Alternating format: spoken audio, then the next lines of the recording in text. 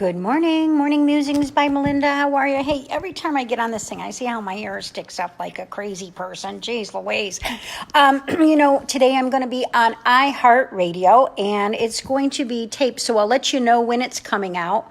I'll get that. Okay, I give up. You're just going to see me with crazy hair. Anyway, so that's going to be fun. I am going to meet with a man that I've never met before, and he wants me to do a cold reading like I did on TV a couple weeks ago.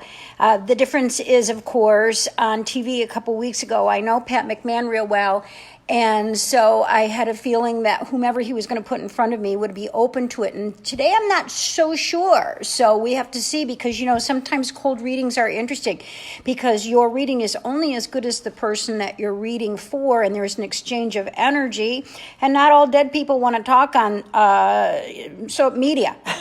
So we'll see how that goes. But I'm game. It should be interesting. And my birthday party, my birthday bash, I'm going to be 65 on August 28th, and I put together a birthday bash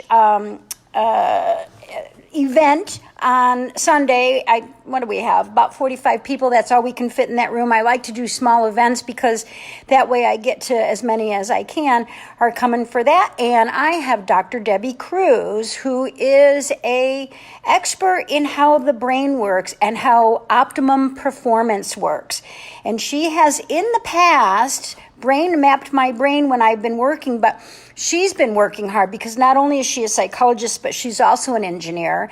So she's been working very hard on upgrading all of her equipment. She's got some new equipment that should be able to map my brain in a very interesting way. We're going to do a before, during, and after. We will have this event taped, and we will present it to you and see, what's going on with a medium's brain while they're working. So that should be interesting. So this week, good morning, Cindy. Good morning, Becky. Good morning, Alma. Hi, Carla.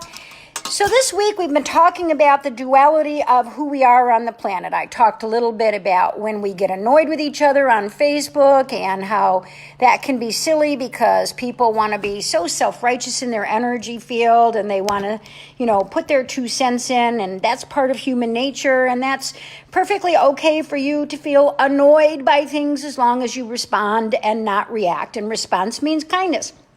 Then I talked a little bit about Gossip Girl and Gossip Boy, and actually we discovered that our primal brain is set up to gossip. That's just what we did as a tribe. It was part of survival mechanisms and understanding where we stood within the tribe. So gossip is also a normal part of the human brain's function until it gets to be vile or inappropriate or in such a manner that it becomes venomous, and then there is a problem with that kind of gossip. And we all gossip, and we all have done things in the past that we feel like we shouldn't. So today, holy shit, I'm going to talk about being innocent until proven guilty.